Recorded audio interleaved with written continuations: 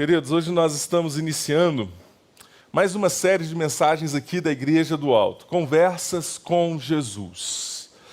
Você já conheceu alguém por ouvir falar e depois de algum tempo você encontrou com essa pessoa, sentou com ela, conversou com ela e pensou assim, uai, mas não é aquela pessoa que me falaram dela. Eu achava que você era uma pessoa completamente diferente. Porque quando nós conversamos com a pessoa, nós percebemos que, de fato, algumas coisas que nos contaram, talvez não é bem assim. Essa semana passada eu estava em Campinas, passei por uma situação engraçada, fui no seminário onde eu estudei, no Seminário Presbiteriano do Sul, e a bibliotecária, a Dani, muito amiga, uma mulher muito simpática, muito querida por todo o seminário, impossível passar pelo seminário de Campinas e não ter um carinho enorme pela Dani. E eu cheguei no seminário e ela falou assim para mim, bom dia, reverendo, tudo bem? Que bom ter você aqui. Aí eu, uai, Dani, como assim, bom dia, com toda essa seriedade, né? A Dani, eu conversando com ela, falei, uai, Dani, tudo bem. Comecei a brincar, a rir, contar as coisas, conversar com a Dani, contar da Cíntia, da Ana e tudo mais, compartilhar. Ela olhou para mim, sabe de uma coisa? Você não ficou o Bernardo como o pessoal me contou, não? Eu falei, mas como assim, Dani, que te contar? Não, me contaram que você estava uma pessoa assim, que se não te chamasse de reverendo, você até brigava. Depois que você foi ordenado pastor, eu falei, que é isso, Dani? Como? Alguém falou isso para você? Lá, não lembro quem, mas agora eu percebi que não. E, de fato, nós precisamos sentar. Se queremos conhecer alguém de verdade, precisamos sentar com essa pessoa e ouvir. Quem é essa pessoa? Nesta série de mensagens, é como se pudéssemos sentar com Jesus. E através dos diálogos registrados nos textos bíblicos, nos diálogos de Jesus, conhecer quem Ele é. Mas ainda, esta série é importante para o tempo que nós estamos vivendo, pois neste mês, o mês de outubro, é que nós celebramos também, lembramos da Reforma Protestante. E no dia 31 de outubro, lembramos da atitude de Lutero, quando ele pregou as 95 teses, falando principalmente contra a realidade da época, as indulgências e todo aquele sistema. E como é importante nós lembrarmos dessas verdades. Mas o resumo dessas 95 teses de Lutero, nós encontramos o que nós chamamos nos solas. Somente a Escritura, somente Cristo, somente a graça, somente a fé e glória, somente a Deus. Mas neste ano, neste mês em específico, nós vamos focar aqui no segundo ponto. Somente Cristo. De igual modo, como foi na época de Lutero, como estavam pregando um Cristo distante das Escrituras, vendendo a graça, e as pessoas se entregando a este Cristo que estava sendo colocado para eles. Muitos hoje também se entregam a uma mensagem distante do Evangelho. Distante do que é o verdadeiro Evangelho de Cristo Jesus. Uma mensagem que está distante da pessoa de Cristo. Por isso que é importante nós focarmos neste ano, neste ponto, somente Cristo. E eu começo fazendo uma pergunta para você. Quem é Jesus? Ao longo da história do pensamento cristão, muito se fala a respeito da pessoa de Cristo. E quem é Jesus? Durante períodos diferentes da história se formaram doutrinas, ideias diferentes a respeito deste homem. E eu quero ver com você, olhando para os 4 primeiros séculos, algumas heresias que surgiram na época a respeito de Jesus. A primeira é o ebionismo. Ebion significa pobre. E a visão que eles tinham a respeito de Jesus seria justamente uma visão como essa, uma visão pobre. Porque eles acreditavam que Jesus, ele atingiu o status de Messias. Nasceu como um pobre homem, mas que por conta da sua obediência, por conta da sua devoção, por conta da sua santidade, ele atingiu esse status de Messias. Uma outra heresia que surgiu é o gnosticismo. E mais especificamente o gnosticismo cristão. E nós vemos nas primeiras cartas de Paulo que ele escreve como ele combate duramente. O que o gnosticismo ele vai dizer? Que a matéria é má e o espírito é bom. Sendo assim, sendo Jesus bom, ele não podia ter se encarnado como homem. 100% Deus, 100% homem. Isso não poderia acontecer. É como se em algum momento um espírito que é bom se apossou de um corpo de um homem, de certa forma, para manifestar a vontade de Deus. Jesus era um espírito bom. A segunda doutrina era o marcionismo. E eles acreditavam que o Deus do Antigo Testamento não é o mesmo Deus do Novo Testamento. Que em algum momento algo aconteceu e Jesus, sendo outro Deus, teve que intervir naquilo que o Deus do Antigo Testamento errou. Então ele deveria corrigir aquilo que aquele Deus do Antigo Testamento ele fez. E por último, o arianismo, que diz que Cristo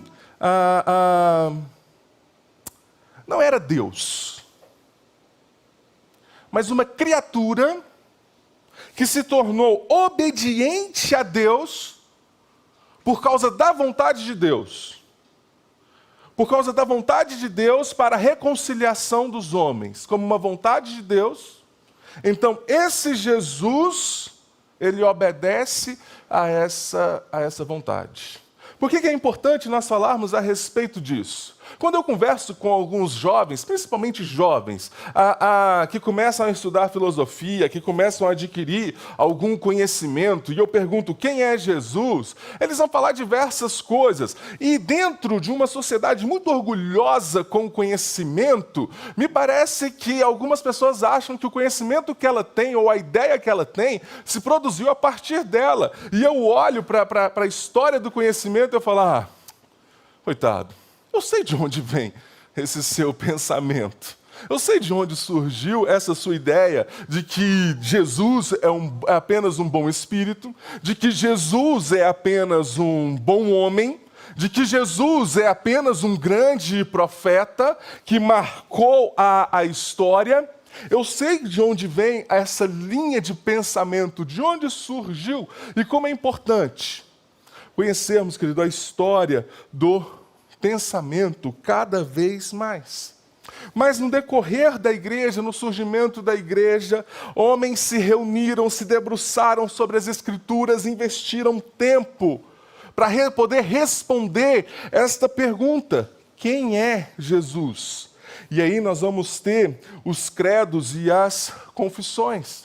E o primeiro que nós temos é o credo niceno, que diz: cremos em Deus Pai Todo-Poderoso e em um só Senhor Jesus Cristo, e Filho de Deus, gerado, unigênito do Pai. Isto é, da substância do Pai. Deus é Deus de Deus, luz de luz, Deus verdadeiro de Deus verdadeiro, gerado, não feito consubstancial ao Pai. Ele é o próprio Deus, 100% Deus. E o Rubens, ele leu aqui, quando ele fez a pergunta para a Cíntia, parte daqui que nós conhecemos também do credo apostólico. Não vou repetir, porque o Rubens, ele leu. Se nós, como pais, se eu e a Cíntia, cristãos, acreditamos desta forma que é colocado aqui. E nós temos, por último, o credo calcedônico, que ele diz: ensinamos que se deve confessar um só e mesmo Filho, nosso Senhor Jesus Cristo, perfeito quanto à divindade e perfeito quanto à humanidade, verdadeiramente Deus e verdadeiramente homem. Jesus não foi um espírito bom, evoluído, que passou pela terra. Jesus não foi apenas um grande mestre. Jesus não foi apenas um profeta, mas é Deus. 100% Deus, 100% homem, que se entregou em nosso lugar. Mas esse pensamento, ao longo dos nossos anos, dos últimos anos da era moderna, ele vem se transformando.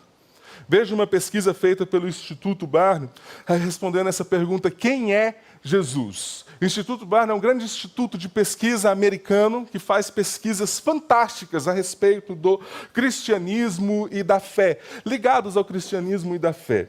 E eles vão dizer que a geração, os boomers, os baby boomers, os nascidos ali até 60, 64, eu sei, queridos, que as datas aqui vão mudar, né, muito em relação à opinião. 56% das pessoas acreditam que Jesus é Deus. 26% acreditam que Jesus é um homem bom, um profeta, um espírito bom. E 18% simplesmente nunca ouviram falar, não sabem quem é ou não conseguem responder quem é Jesus. Ali depois, de 64 até mais ou menos 80, nós temos a geração X. 55% da geração X acredita que Jesus é Deus. 28% acredita com um espírito evoluído, bom, enfim, de alguma forma, de alguma outra forma. E 17% também não conseguem responder. E agora, a geração Y, ali, entre a transição, né, da minha geração X, a geração Y, e a geração Y vai acreditar que 48% somente acreditam que Jesus é Deus. 35% um pensamento evoluído, uma filosofia, uma ideia, um espírito. Bom, enfim. E 17% também não conseguem responder a essa pergunta. Bernardo, e agora? A geração Z e a geração Alfa? Ainda não foi feita uma pesquisa a respeito disso. Mas, olhando para essas pesquisas, veja como a curva ela vai aumentando, vai diminuindo, das pessoas que acreditam que Jesus, ele é Deus. O pensamento, o ser humano acredita que o pensamento está evoluindo. Em detrimento disso, quando nós olhamos para a história do cristianismo, a fé está diminuindo. E isso é algo que nós precisamos, por isso desta série, de conversas com Jesus, de sentar com Ele, de ouvir, de saber quem é Jesus. Antes de continuar, eu quero mostrar um vídeo para vocês de algumas pessoas que responderam a esta pergunta.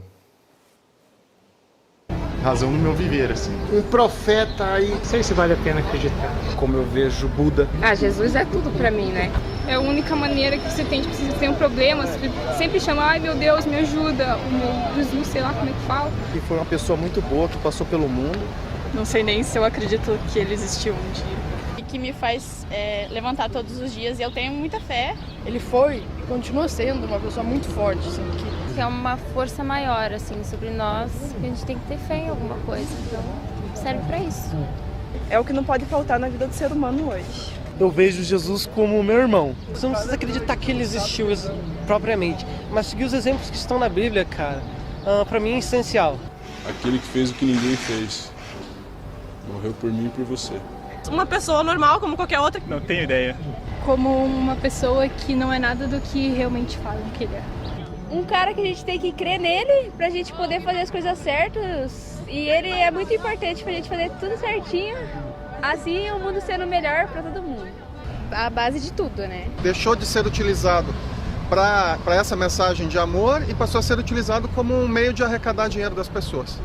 É um cara legal, só que é uma pessoa que todo mundo diz, mas ninguém segue o exemplo dele. Todo mundo fala, todo mundo tem que ser Jesus, mas ninguém ama o próximo, ninguém nem respeita os 10 mandamentos. Então o que adianta ele ser um cara legal se todo mundo fala dele e ninguém faz o que ele faz?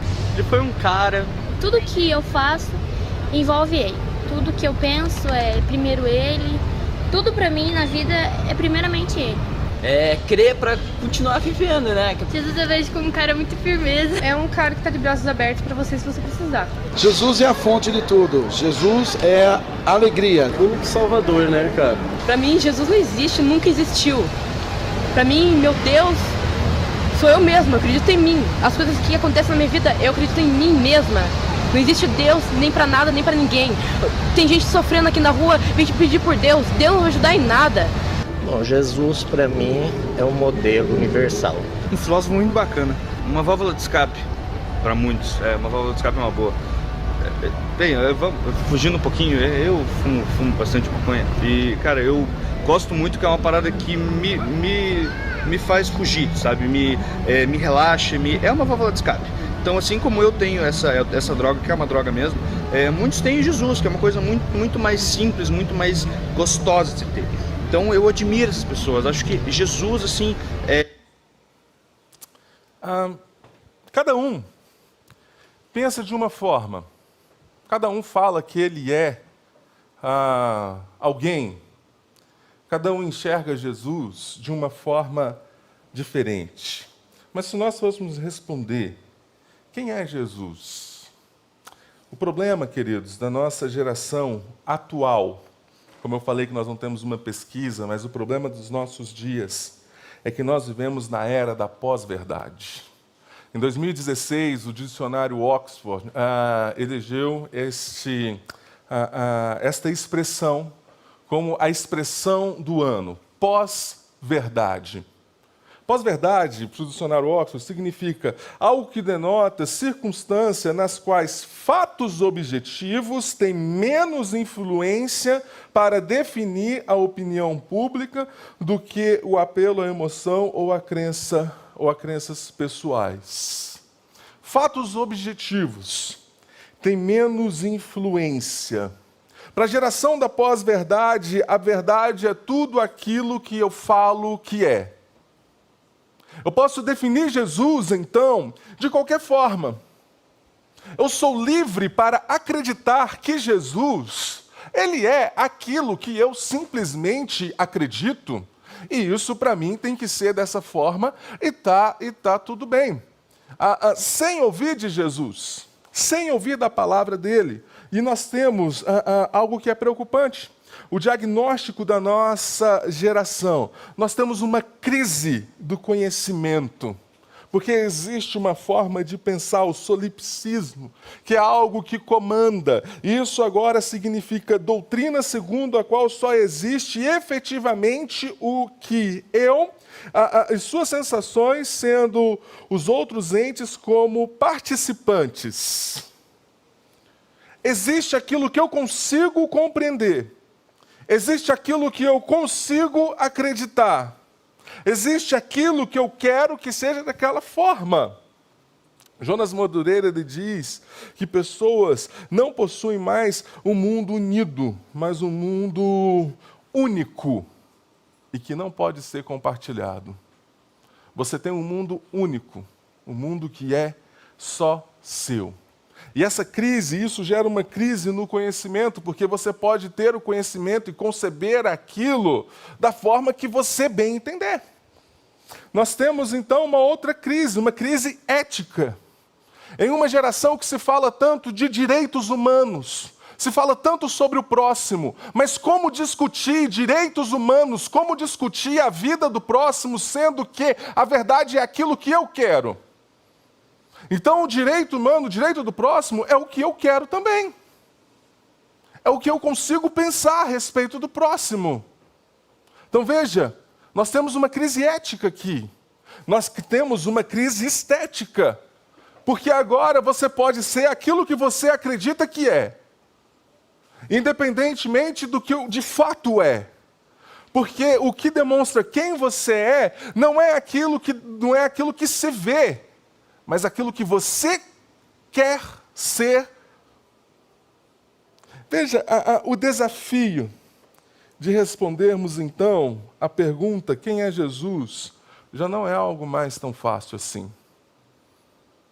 Diante do desafio da pós-verdade, diante do desafio de uma sociedade com a crise do conhecimento, uma crise ética, uma crise estética, onde cada um pode definir o seu conhecimento e o que quer, precisamos sentar com Jesus e ouvir dele. Ouvir dos diálogos de Jesus com os seus discípulos, quem ele é. Por isso eu quero convidar você a pegar o seu texto bíblico e abrir no Evangelho de Mateus, capítulo 16, do versículo 13 ao versículo 18. O texto está projetado, mas se você está com a sua Bíblia, ou se você lê em seu aplicativo, enfim, fique à vontade. Abra em seu celular, em sua Bíblia, o seu texto bíblico e acompanhe comigo. O texto também está projetado, mas fique com o texto aberto também. A palavra do Senhor, no Evangelho de Mateus, capítulo 16, versículo 13, diz: Indo Jesus para os lados de Cesareia de Filipe, perguntou aos seus discípulos: Quem diz o povo ser o Filho do Homem? E eles responderam: Uns dizem João Batista, outros Elias, e outros Jeremias, e algum dos profetas. Mas vós, continuou ele, quem dizeis que eu sou? Respondendo Simão Pedro,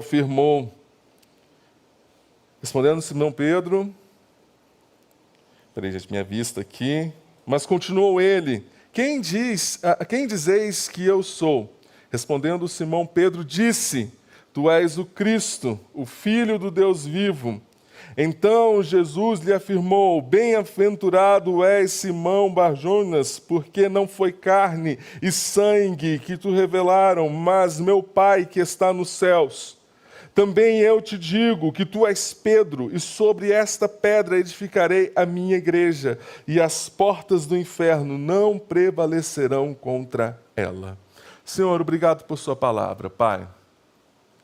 Te peço que, pela ação do Teu Santo Espírito, fale aos nossos corações, ilumine as nossas mentes, para que possamos, Pai, ter o profundo conhecimento de quem é o Senhor, através da Sua palavra, através dos Seus ensinamentos, no nome de Jesus. Amém.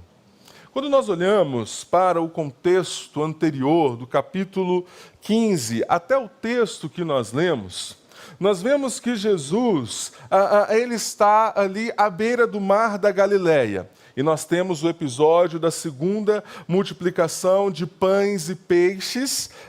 E logo em seguida, Jesus tem um encontro com os fariseus. E os fariseus pedem mais um sinal para Jesus. Diante de todos os milagres, diante de tudo que Jesus estava fazendo, os fariseus olham para Jesus, nos dê mais um sinal. E Jesus olha, nenhum sinal mais será dado para vocês. Logo em seguida, então, nós vemos que eles estão em viagem. E dentro desse processo, dessa viagem, alguns discípulos simplesmente esqueceram o pão. E eles começam a discutir entre eles, a brigar entre eles e falar: e agora, o que a gente vai comer? Você esqueceu o pão? E Jesus olha para eles e diz: ei, por que vocês estão brigando por causa disso? Será que vocês ainda não perceberam? E veja todo o contexto. Jesus tinha acabado de operar o milagre da multiplicação dos pães. E esses homens estavam caminhando com Jesus, mas em seus corações estavam discutindo. Algo brotava em seus corações que estava distante daquilo que Deus estava ensinando. Então Jesus olha para eles e fala: olha, cuidado com o fermento dos fariseus, que não conseguem enxergar, que não conseguem ver o que eu estou fazendo. Então os discípulos, eles entenderam tudo que Jesus estava ensinando para eles. E nós vemos nesse contexto que Jesus está altamente comprometido em ensinar os seus discípulos, em demonstrar para os seus discípulos quem Ele é. Quando nós olhamos para os milagres de Jesus, quando nós olhamos para as parábolas de Jesus, Jesus ele sempre para um pouco e olha para os seus discípulos e começa a explicar para eles o que Ele está fazendo, o porquê Ele fez aquele milagre. E aí então nós temos a parte do trecho em que nós lemos. Eles saíram da Galileia para Cesareia de Filipe, fizeram uma viagem cerca de 46 quilômetros. E este lugar é extremamente propício para esta pergunta: quem é Jesus? Porque neste lugar era uma cidade construída à sombra de deuses antigos. Nessa cidade tinha mais de 14 templos a Baal. Os deuses antigos, a cultura dos deuses antigos ainda estava altamente presente aqui na cultura desta cidade.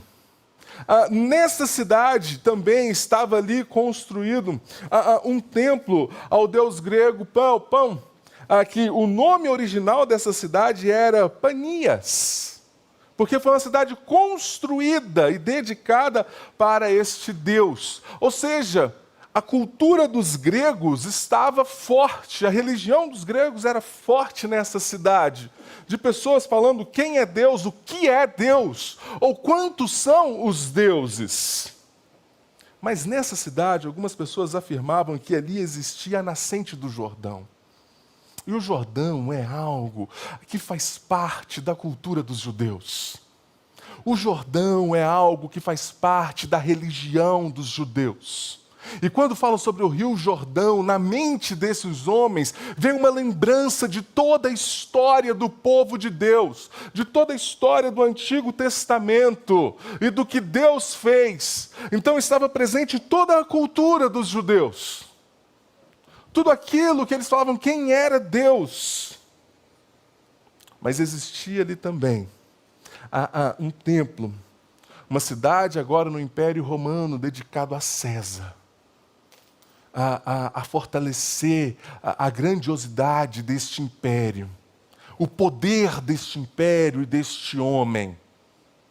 Perceba que Jesus caminhou 46 quilômetros de forma intencional para poder perguntar aos seus discípulos, para fazer essa pergunta, em um contexto onde a religião dos deuses antigos estava presente, a religião dos gregos era presente, toda a história do povo judeu era muito latente naquele momento, e mais, toda a força do Império Romano estava ali presente. E um homem, um humilde carpinteiro, olha para os seus discípulos e diz: quem as pessoas dizem que são o Filho do Homem? William Barclay, comentando esse texto, ele diz: de maneira que nós encontramos ante uma imagem dramática. Vemos um carpinteiro da Galileia, sem um centavo, sem lar, com 12 homens muito simples ao seu lado, e ali, entre todos os lugares possíveis, se ergue este surpreendente carpinteiro e pergunta aos homens quem acredita que ele é e espera uma resposta. Espera as respostas. O Filho de Deus. Entre um local que falava a respeito de todas as culturas mais fortes, mais latentes daquela época, Jesus traz esta pergunta. Em meio a este momento que nós estamos vivendo, de pós-verdade, do conhecimento a partir daquilo que cada um quer e deseja encaixar na sua vida, como é importante nós fazermos essa pergunta: quem é Jesus?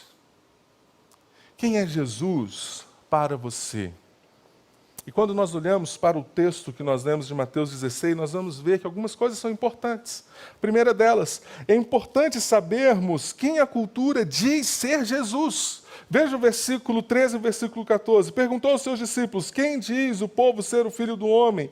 E eles responderam: uns dizem João Batista, outros Elias, outros Jeremias e alguns dos profetas. Eles estavam querendo dizer.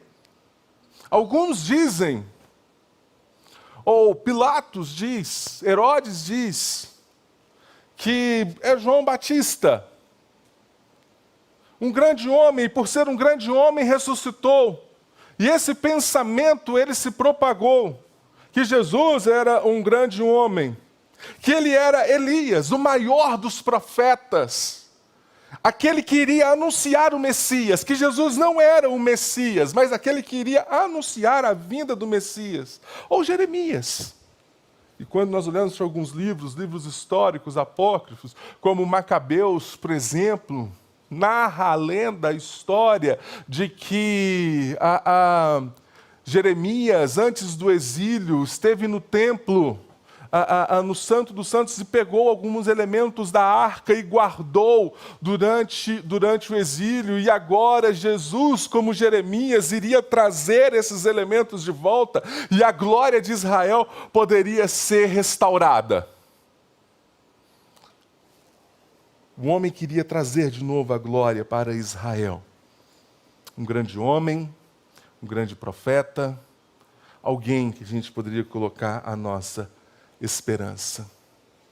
A cultura faz a mesma coisa com Jesus. A cultura quer encaixar Jesus naquilo que pode ser mais conveniente, naquilo que ela deseja. Se eu quero um amuleto da sorte, onde eu possa pegar e fazer 3 orações para Jesus e Ele vai me dar tudo o que eu quero, então eu vou acreditar que Jesus é essa pessoa. Alguém que vai me dar apenas o que eu quero e na hora que eu quero.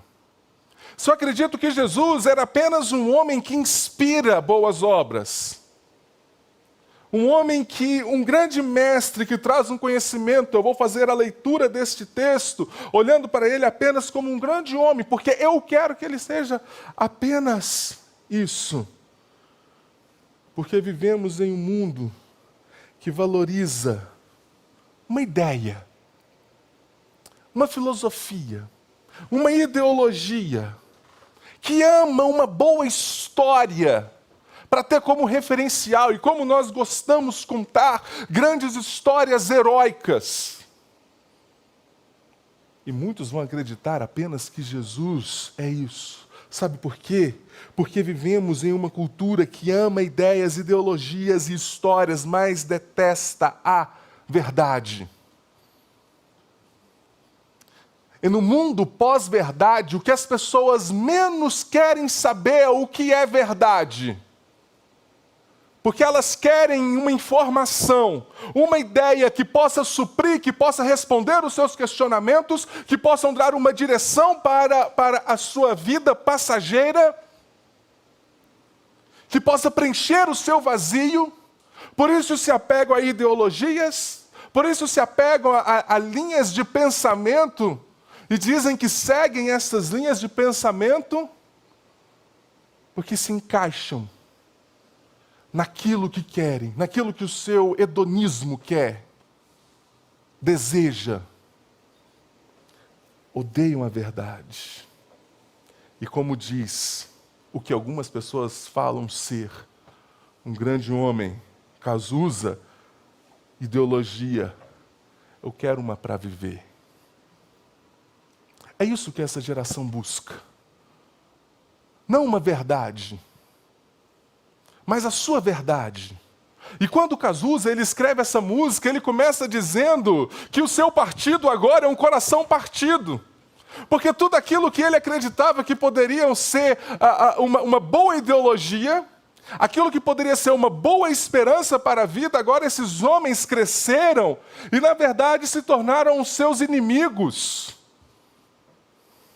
E ele reconhece que o garotinho que falava que iria transformar o mundo com aquela ideologia, agora também frequenta as festas dos grandes ricos que eles tanto criticavam. E a alma desta geração clama por uma ideologia, porque estão cada vez mais decepcionados com aquilo que acreditavam. Uma geração que se decepciona com posições políticas, uma geração que se decepciona com linhas de pensamento, uma geração que se decepciona com ideologias, com ideias, e se voltam somente para eles. E a verdade passa a ser o que ele consegue conceber, em sua dor, em seu vazio, em seu distanciamento de Deus. O que menos querem é sentar com Jesus e ouvir dele. Ou com seus discípulos. Mas clamam no coração por algo que possa dar razão para a sua vida. Por isso, em segundo lugar, é extremamente importante e necessário termos uma confissão pessoal a respeito de Jesus. E o texto ele segue dizendo, Jesus pergunta, mas vós, continuou ele, quem dizeis que eu sou? Respondendo Simão Pedro, tu és o Cristo, o Filho do Deus vivo. Não existe categorias humanas de profeta, nada que poderia se encaixar a respeito dessa afirmação. Talvez você diz, mas Bernardo, Cristo Jesus cumpriu os ofícios. Temos os ofícios de Cristo, do profeta, do rei, do sacerdote, e essas categorias se encaixam muito bem aquilo que Cristo Jesus fez. Mas esta afirmação pode denotar por completo quem Ele é. O Cristo, o Filho do Deus vivo. 100% Deus, 100% homem, o Verbo que se fez carne e habitou entre nós. Não existe categorias humanas que possam descrever quem Ele é. Somente afirmarmos que Ele é o Cristo, o Filho do Deus vivo. Mas esta afirmação já foi feita antes. Em muitos outros momentos, em alguns outros momentos pelos discípulos. Como, por exemplo, quando Jesus acalma a tempestade, eles também afirmam que Jesus é o Filho de Deus. Mas por que então este momento ele é tão importante na vida da igreja e dos discípulos? Por que que este capítulo, por que que desta vez essa confissão ela é tão importante? Porque ela é gerada a partir de uma profunda reflexão. Ela não é produzida a partir de uma emoção de um milagre. Ela não é produzida a partir de uma emoção de um momento. Mas Jesus coloca os seus discípulos em um lugar cheio de cultura, de pensamento, de várias linhas, e pergunta para eles e os seus discípulos. São forçados a refletir de fato, diante de todo o conhecimento humano, quem é Jesus? Precisamos de uma confissão pessoal a respeito de quem Ele é. Não é conhecer algo sobre Jesus, mas conhecer a Jesus. Não é conhecer alguém que diz para você quem é Jesus. Não é saber quem Ele é por um momento de emoção, por um momento que algo aconteceu, mas um momento de profundo conhecimento e reflexão deste Deus. Tim Keller ele vai dizer que Cristo não é um argumento irrefutável. Cristo ele é uma pessoa irrefutável. Por isso precisamos conhecer uma pessoa de forma pessoal. Somente assentado diante dele. E nós só podemos conhecer alguém verdadeiramente quando essa pessoa se apresenta a nós.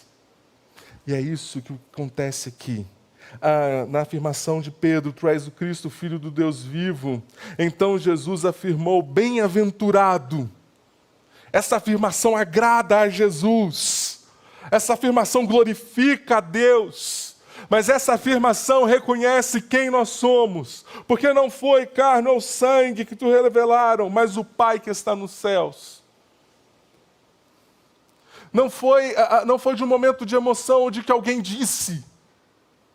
Mas foi porque o próprio Pai revelou para Pedro. Colocou no coração de Pedro de forma pessoal. Para ele.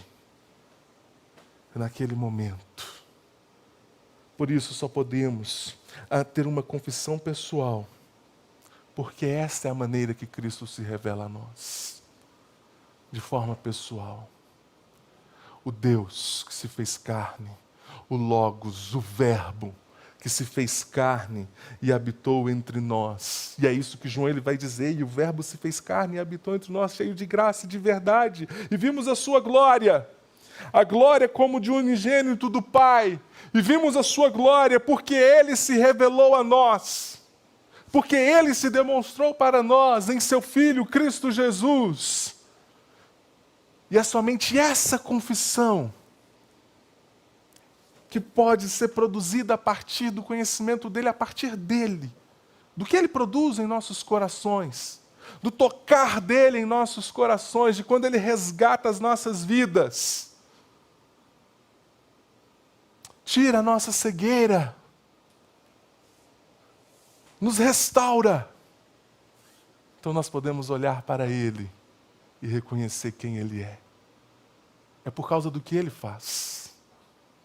É por causa do que Ele fez. E é somente esta confissão que é verdadeira, porque agrada a Jesus, porque vem dEle e produz uma vida para a glória dEle. E é nesta verdade, queridos, que precisamos nos alicerçar. É nessa verdade. Não é na verdade através que nós concebemos, através das nossas ideias, ideologias. E quantas pessoas tentam encaixar Jesus em uma ideologia, em um mundo polarizado. Pessoas vão dizer que Jesus ele se identifica com linhas políticas. Pessoas vão querer encaixar Jesus em diversos pensamentos, para poder definir quem Ele é, com aspectos humanos. Mas é através de um relacionamento pessoal com Ele que podemos conhecê-lo. E é através dessa verdade. E aqui aparece a primeira vez a palavra igreja. Também eu te digo que tu és Pedro, sobre esta pedra, sobre esta afirmação, que tu és o Cristo, Filho do Deus vivo, eu edificarei a minha igreja. E nós podemos ter a certeza que as portas do inferno não prevalecerão contra ela. Esta é a verdade fundamental. Somente Cristo. Por isso é importante, queridos, falarmos dessa verdade lá da Reforma. Somente Cristo nos dias de hoje, em meio a um mundo de tantas verdades, precisamos conhecer um Deus de forma pessoal, porque Ele resolveu se apresentar para nós de forma pessoal, através da sua graça, através do seu amor, através da sua morte, através da sua ressurreição. Nós podemos nos assentar e ouvir da palavra e termos essa conversa com os diálogos de Jesus e conhecer essa verdade, que é o que vai trazer suporte. Como Cazuza se decepcionou, tantos são aqueles que ainda estão buscando respostas. Tantos são aqueles que ainda encontram um vazio profundo em seus corações, por querer conhecer a Deus, por poder conhecer a Jesus, por não ter respostas. Nós podemos ter essas respostas quando olhamos para a cruz de Cristo. Pelo sacrifício que Ele fez por nós, pela graça que nos alcançou, pelo favor derramado em nossas vidas. Somente por Ele e para Ele. Amém. Vamos orar.